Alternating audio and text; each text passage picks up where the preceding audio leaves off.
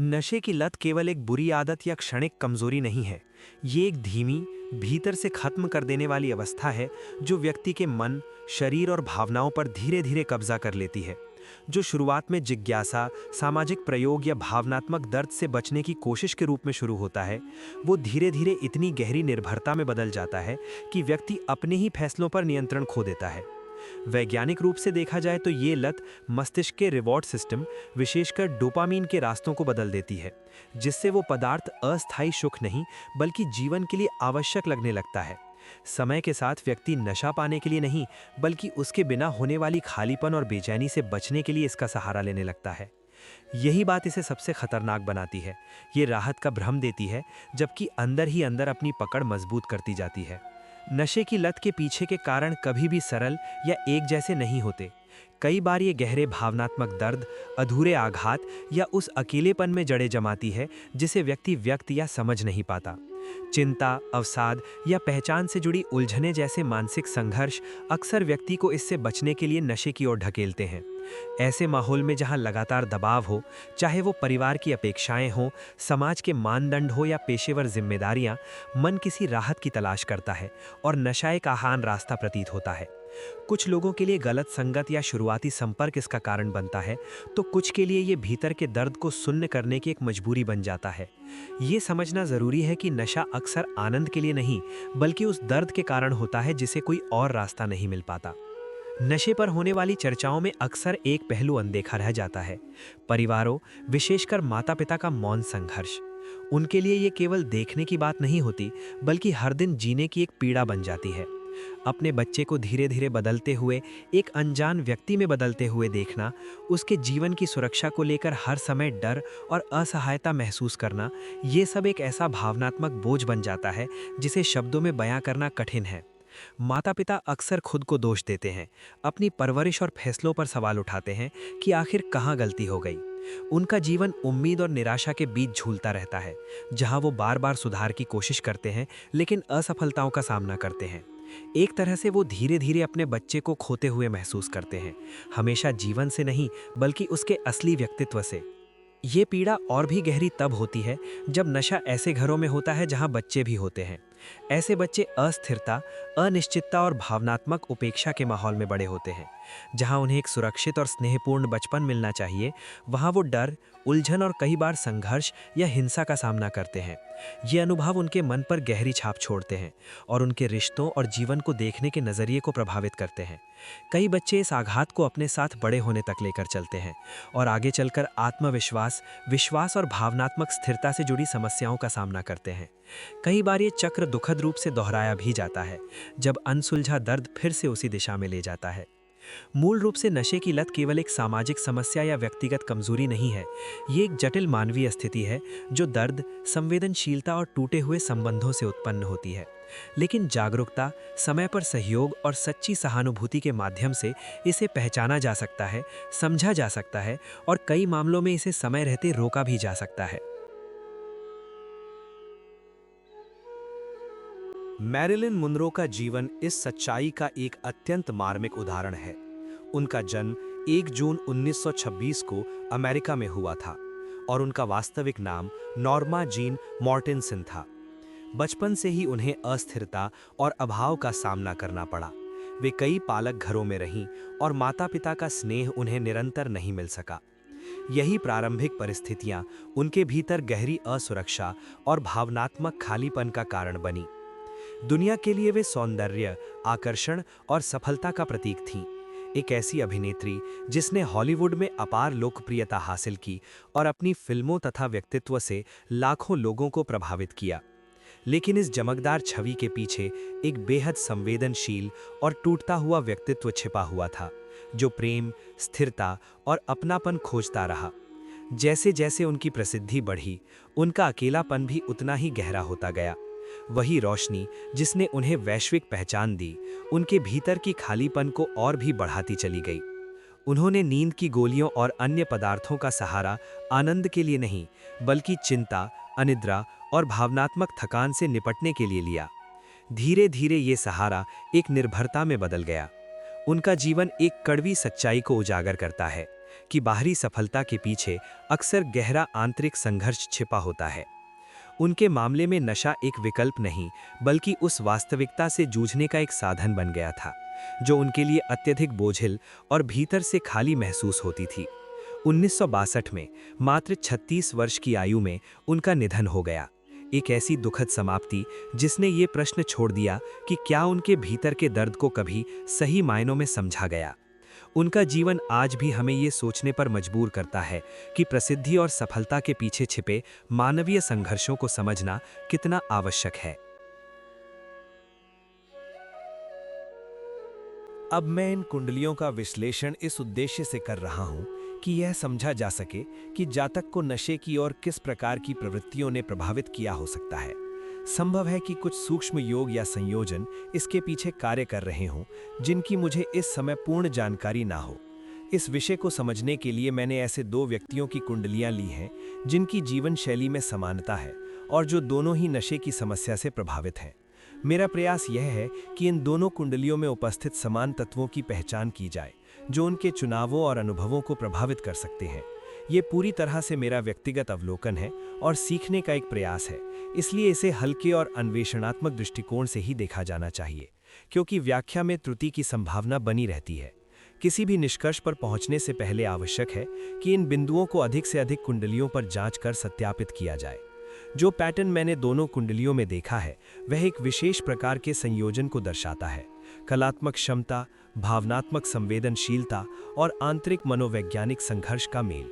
जब बृहस्पति चौथे और 12वें भाव दोनों को दृष्टि देता है, तो यह व्यक्ति की भावनात्मक गहराई को बढ़ाता है और साथ ही कल्पनाशीलता, एकांत प्रियता तथा वास्तविकता से पलायन की प्रवृत्ति को भी प्रबल करता है। चौथा भाव आंतरिक भावनात्मक सुरक्षा का प्रतिनिधित्व करता है और यहाँ बृहस्पति व्यक्ति को गहराई से महसूस करने और दार्शनिक रूप से सोचने की क्षमता देता है, लेकिन 12वें भाव पर उसका प्रभाव व्यक्ति को एकांत, कल्पना या भावनात्मक दबाव से राहत पाने के लिए पलायन की ओर भी ले जा सकता है। सूर्य और बुध की युति एक मजबूत बौद्धिक और अभिव्यक्तिपूर्ण संयोजन बनाती है, जो विचारों की स्पष्टता, संवाद क्षमता और मंच पर प्रस्तुति की शक्ति प्रदान करता है। ये अभिनय जैसे क्षेत्रों के लिए सहायक होता है, क्योंकि व्यक्ति अपनी भावनाओं को व्यक्त करने, संवाद को प्रभावी ढंग से प्रस्तुत करने और एक मजबूत सार्वजनिक छवि बनाए रखने में सक्षम होता है। साथ ही जब चंद्रमा सप्तम भाव में स्थित होकर लग्न को दृष्टि देता है, तो यह व्यक्तित्व को अत्यधिक प्रतिक्रियाशील और भावनात्मक रूप से दूसरों पर निर्भर बना देता है, विशेषकर संबंधों या सार्वजनिक स्वीकृति पर। इससे व्यक्ति की आत्म छवि बाहरी प्रतिक्रियाओं से अत्यधिक प्रभावित होने लगती है। चतुर्थ भाव पर शनि का प्रभाव इस पूरे पैटर्न में एक महत्वपूर्ण भूमिका निभाता है, क्योंकि यह भावनात्मक सुख को सीमित करता है और आंतरिक खालीपन, अकेलेपन या असंतोष की भावना उत्पन्न कर सकता है। भले ही व्यक्ति बाहरी रूप से सफल हो जाए, भीतर एक स्थायी भावनात्मक कमी बनी रह सकती है। जब यह आंतरिक शून्यता बृहस्पति के 12वें भाव के प्रभाव के साथ मिलती है, तो भावनात्मक असुविधा से बचने या उससे राहत पाने की प्रवृत्ति काफी बढ़ जाती है, जो कभी-कभी नशे जैसे अस्वस्थ तरीकों में प्रकट हो सकती है। इस अवलोकन में एक महत्वपूर्ण सूक्ष्मता यह है कि यहाँ जिस दशम भाव की चर्चा की जा रही है, वह वास्तव में बृहस्पति से दशम भाव है। किसी भी ग्रह से दशम भाव यह दर्शाता है कि उस ग्रह की ऊर्जा कर्म और बाहरी क्रियाओं में कैसे व्यक्त होती है। जब बृहस्पति से दशम भाव पर सूर्य और बुध का प्रभाव होता है, तो यह संकेत देता है कि बृहस्पति के आंतरिक गुण जैसे ज्ञान, भावनात्मक गहराई और दार्शनिक दृष्टि बाहरी दुनिया में संचार, प्रदर्शन और दृश्यता के माध्यम से अभिव्यक्त हो रहे हैं। यह अभिनय जैसे क्षेत्रों की ओर स्पष्ट संकेत देता है, जहां आंतरिक अनुभवों को बाहरी अभिव्यक्ति में परिवर्तित किया जाता है। अंत में दशम भाव में स्थित शुक्र कला, मनोरंजन और ग्लैमर से जुड़े करियर को मजबूत समर्थन देता है। शुक्र क्रिएटिविटी, आकर्षण और सौंदर्य की ओर झुकाव प्रदान करता है, जो सार्वजनिक लोकप्रियता और कलात्मक सफलता को बढ़ाता है। लेकिन शुक्र में भोग विलास की नैसर्गिक प्रवृत्ति भी होती है, और जब यह भावनात्मक अस्थिरता और शनि द्वारा उत्पन्न आंतरिक असंतोष और बृहस्पति के 12वें भाव के प्रभाव के साथ मिलती है, तो यह इंद्रिय सुखों में अतिलिप्तता की ओर ले जा सकती है, जिसमें नशे का प्रयोग भी शामिल हो सकता है। समग्र रूप से यह संयोजन एक द्वंद्वात्मक वास्तविकता को दर्शाता है। एक और प्रसिद्धि, क्रिएटिविटी और सार्वजनिक पहचान की प्रबल संभावनाएं, और दूसरी ओर गहरी भावनात्मक संवेदनशीलता, आंतरिक खालीपन और पलायन की प्रवृत्ति। अक्सर यही विरोधाभास ऐसे व्यक्तियों को जन्म देता है जो बाहर से सफल और अभिव्यक्तिपूर्ण दिखाई देते हैं, लेकिन भीतर स्थिरता खोजने के लिए संघर्ष करते हैं, और कुछ मामलों में यही असंतुलन नशे के रूप में प्रकट हो सकता है। अब मैं इसी विश्लेषण को नवांश D9 कुंडली तक विस्तारित कर रहा हूं, उसी उद्देश्य के साथ, यह समझने के लिए कि क्या कुछ और गहरे सूक्ष्म संयोजन ऐसे हैं जो जातक को किसी विशेष जीवन शैली की ओर प्रभावित कर सकते हैं, जैसे भावनात्मक असंतुलन या पलायन की प्रवृत्ति। पहले की तरह यह पूरी तरह एक अवलोकन और सीखने पर आधारित प्रयास है, जहां मैं समान जीवन अनुभव वाले व्यक्तियों की कुंडलियों में समान पैटर्न की तुलना कर रहा हूं। इसमें पूरी संभावना है कि मेरी समझ अपूर्ण या त्रुटिपूर्ण हो सकती है, इसलिए इसे विनम्र और अन्वेषणात्मक दृष्टिकोण से ही लिया जाना चाहिए। किसी भी निष्कर्ष पर पहुंचने से पहले इन अवलोकनों को अनेक कुंडलियों पर परखना आवश्यक है। इस D9 पैटर्न में 12वें भाव के स्वामी का द्वितीय और नवम भाव के स्वामियों के साथ बार बार संबंध बनना काफी महत्वपूर्ण प्रतीत होता है। 12वां भाव हानि, एकांत, अवचेतन प्रवृत्तियों और पलायन का सूचक है, जबकि द्वितीय भाव आहार, वाणी और मूल्यों से संबंधित है, और नवम भाव विश्वास प्रणाली एवं उच्च मार्गदर्शन का प्रतिनिधित्व करता है। जब 12वें भाव का स्वामी इन दोनों के साथ युति करता है तो यह सूक्ष्म रूप से व्यक्ति के मूल्य और विश्वास प्रणाली को विकृत कर सकता है, विशेषकर तब जब भावनात्मक स्पष्टता का अभाव हो। इससे ऐसी स्थिति बन सकती है जहां पलायन की प्रवृत्ति व्यक्ति के मूल्यों और जीवन दृष्टिकोण के साथ जुड़ जाती है। चतुर्थ भाव के स्वामी का केतु पर दृष्टि डालना और चतुर्थ भाव पर बृहस्पति तथा शनि दोनों की दृष्टि होना एक गहरी मनोवैज्ञानिक परत जोड़ता है। चतुर्थ भाव आंतरिक भावनात्मक सुरक्षा का केंद्र है और केतु का प्रभाव इस भावनात्मक आधार को अलगाव या विखंडन की ओर ले जाता है। बृहस्पति संवेदनशीलता को बढ़ाता है, जबकि शनि उसे सीमित और बोझिल बनाता है। दोनों मिलकर एक जटिल आंतरिक स्थिति उत्पन्न कर सकते हैं, जहां व्यक्ति गहराई से महसूस करता है लेकिन साथ ही भावनात्मक भारीपन या खालीपन का अनुभव भी करता है। यह आंतरिक विरोधाभास अशांति का कारण बन सकता है और जातक को बाहरी माध्यमों में राहत खोजने के लिए प्रेरित कर सकता है। षष्ठ और सप्तम भाव के स्वामियों की युति, साथ ही सप्तम भाव के स्वामी का केतु और दशम भाव के स्वामी से संबंध यह संकेत देता है कि संबंधों और दूसरों के साथ बातचीत में संघर्ष, असंतुलन या अलगाव के तत्व मौजूद हो सकते हैं। षष्ठ भाव संघर्ष और असंतुलन को दर्शाता है, जबकि केतु अलगाव का संकेत देता है।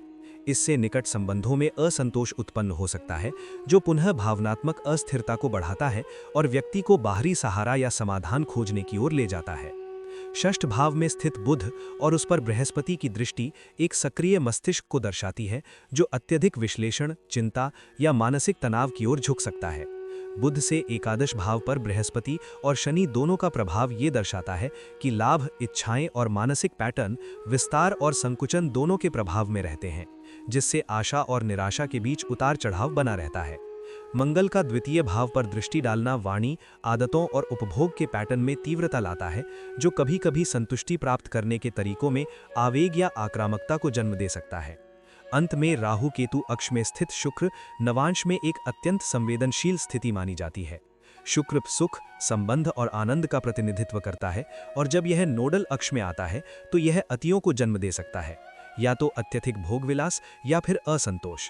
यह स्थिति इंद्रिय सुखों की ओर एक मजबूत आकर्षण उत्पन्न कर सकती है, कभी-कभी बिना संतुलन के। D27 कुंडली में बृहस्पति और केतु की युति काफी महत्वपूर्ण है, क्योंकि ये ज्ञान और व्यावहारिक वास्तविकता के बीच एक प्रकार का डिस्कनेक्ट उत्पन्न कर सकती है। बृहस्पति मार्गदर्शन और उच्च समझ का प्रतिनिधित्व करता है, जबकि केतु अलगाव और विखंडन का सूचक है। इन दोनों का संयोजन कभी-कभी ऐसी स्थिति बना सकता है जहां व्यक्ति के पास समझ तो होती है, लेकिन उसे व्यावहारिक रूप से लागू करने में कठिनाई होती है, या वो स्थिरता के बिना दार्शनिक या पलायनवादी प्रवृत्तियों की ओर बढ़ सकता है। शुक्र से षष्ठ भाव पर मंगल का प्रभाव तथा मंगल की द्वितीय भाव पर दृष्टि इच्छाओं, आदतों और उपभोग के पैटर्न में तीव्रता जोड़ती है। इससे व्यक्ति में संतुष्टि या राहत पाने के तरीकों में आवेगशीलता आ सकती है, विशेषकर जब भावनात्मक संतुलन का अभाव हो। सूर्य से तृतीय भाव पर चंद्रमा का प्रभाव ये दर्शाता है कि मन निरंतर आत्म अभिव्यक्ति और अहम पहचान के साथ जुड़ा हुआ है, जिससे व्यक्ति मानसिक रूप से प्रतिक्रियाशील और भावनात्मक रूप से प्रेरित होकर कार्य करता है। वहीं बुध से द्वितीय भाव पर शनि का प्रभाव तथा उसका नवम भाव पर दृष्टि डालना विचारधारा और विश्वास प्रणाली में प्रतिबंध का संकेत देता है। इससे कठोरता, निराशावाद या आंतरिक दबाव उत्पन्न हो सकता है, जहां व्यक्ति मानसिक रूप से बोझिल या सीमित महसूस करता है, जो आंतरिक तनाव को बढ़ाता है। अब D30 कुंडली की ओर बढ़ते हैं, जो गहरे कर्मिक प्रभावों और कष्टों से संबंधित होती है। इसमें द्वितीय भाव में स्थित बृहस्पति का षष्ठ और अष्टम भाव पर दृष्टि डालना एक महत्वपूर्ण संकेत है। ये द्वितीय भाव आहार मूल्य को षष्ठ संघर्ष और अष्टम परिवर्तन या संकट से जोड़ता है, जिससे ये संकेत मिलता है कि व्यक्ति की मूल्य प्रणाली और आदतें संघर्ष और भावनात्मक उतार चढ़ाव के चक्र से प्रभावित हो सकती हैं। बृहस्पति का शनि पर प्रभाव विस्तार और संकुचन के बीच एक परस्पर क्रिया को दर्शाता है, जो जीवन में खींचतान की स्थिति उत्पन्न करता है।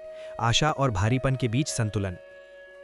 D30 में अष्टम भाव के साथ शनि की बार बार संलग्नता गहरे आंतरिक संघर्षों, भय या मनोवैज्ञानिक दबाव का एक मजबूत संकेत है, जो बाहर से आसानी से दिखाई नहीं देते लेकिन भीतर गहराई से महसूस होते हैं। मंगल से तृतीय भाव पर बृहस्पति और शनि दोनों का प्रभाव ये दर्शाता है कि प्रयास और क्रिया दो विपरीत दिशाओं में खिंचते हैं, एक विस्तार की ओर और दूसरा संकुचन की ओर, जिससे कार्य करने या प्रतिक्रिया देने में असंगति या आंतरिक द्वंद्व उत्पन्न होता है। D30 में नवम भाव में स्थित चंद्रमा जीवन के अर्थ, विश्वास प्रणाली या दिशा के साथ भावनात्मक जुड़ाव को दर्शाता है, लेकिन यदि पूरी कुंडली अस्थिरता दिखा रही हो तो ये विश्वास और मार्गदर्शन में उतार चढ़ाव का संकेत भी दे सकता है, जहां व्यक्ति स्थिर अर्थ या सहारा खोजने में संघर्ष करता है। अंत में लग्न पर सूर्य का प्रभाव अहम और पहचान को इन गहरे कर्मिक पैटर्न से सीधे जोड़ देता है, जिससे आंतरिक संघर्ष व्यक्ति के आत्मबोध पर अधिक प्रभाव डालते हैं। समग्र रूप से ये विभाजित कुंडलियां पहले से देखे गए मूल विषय को ही और मजबूत करती हैं। आंतरिक संघर्ष, भावनात्मक संवेदनशीलता और मनोवैज्ञानिक दबाव का एक पैटर्न, जिसके साथ अलगाव और पलायन की प्रवृत्तियां जुड़ी हुई हैं। जहां एक ओर बुद्धिमत्ता, जागरूकता और दार्शनिक गहराई की उपस्थिति है, वहीं दूसरी ओर आंतरिक असंतुलन और अशांति के भी स्पष्ट संकेत मिलते हैं। जब ऐसे पैटर्न को सही दिशा या स्थिरता नहीं मिलती, तो ये कभी-कभी नशे जैसे उपायों के रूप में प्रकट हो सकता है, जहां व्यक्ति अपनी आंतरिक तीव्रता से निपटने या उससे बचने का प्रयास करता है। जब हम सभी पैटर्न को एक साथ देखते हैं, तो तकनीकी विश्लेषण और संयोजनों से परे एक गहरी मानवीय कहानी सामने आती है। संघर्ष, संवेदनशीलता और भीतर चल रही मौन लड़ाइयों की कहानी। ये सोचकर ही मन भारी हो जाता है कि कोई व्यक्ति अपने जीवन में इतने तीव्र उतार चढ़ाव से गुजर रहा होता है, अक्सर बिना उस स्थिरता या सहारे की जिसकी उसे वास्तव में आवश्यकता होती है। यदि हम एक पल रुककर कुंडली से आगे सोचें, तो ये और भी अधिक भावुक कर देता है। जरा उन माता पिता के बारे में सोचिए जो अपने बच्चे को इस स्थिति से गुजरते हुए देखते हैं। उनकी बेबसी, उनकी चिंता और वो दर्द जिसे वो शब्दों में व्यक्त भी नहीं कर पाते। और दूसरी ओर वो व्यक्ति स्वयं, जो शायद अपनी ही भावनाओं से जूझ रहा होता है, समझ नहीं पा रहा कि वो किस दौर से गुजर रहा है और भीतर के संघर्ष और बाहर की अपेक्षाओं के बीच फंसा हुआ है। दोनों ही पक्षों का ये अनुभव अत्यंत कठिन और पीड़ादायक होता है। शायद इसी कारण हमारे पूर्वजों ने जीवन में संतुलन पर इतना जोर दिया है। उन्होंने ये समझा था कि किसी भी चीज़ की अति, चाहे वो भावनाओं की हो, इच्छाओं की, सफलता की या दुख की, जीवन के स्वाभाविक संतुलन को बिगाड़ देती है। उनकी शिक्षाएं हमें ये याद दिलाती हैं कि संतुलन, संयम और सजगता केवल आदर्श नहीं, बल्कि एक शांत और संतुलित जीवन के लिए आवश्यक है। अंत में इस पूरे विश्लेषण से जो सबसे महत्वपूर्ण बात निकल कर आती है, वो है संवेदनशीलता और सहानुभूति। हर कुंडली केवल ग्रहों का समूह नहीं होती, बल्कि एक जीता जागता जीवन होती है, जिसमें वास्तविक भावनाएं, संघर्ष और उनके परिणाम जुड़े होते हैं। और शायद इस पूरे अध्ययन का सबसे बड़ा सबक यही है कि हम केवल संयोजनों को समझने तक सीमित ना रहें, बल्कि दूसरों के प्रति और उनके अनदेखे संघर्षों के प्रति करुणा भी विकसित करें।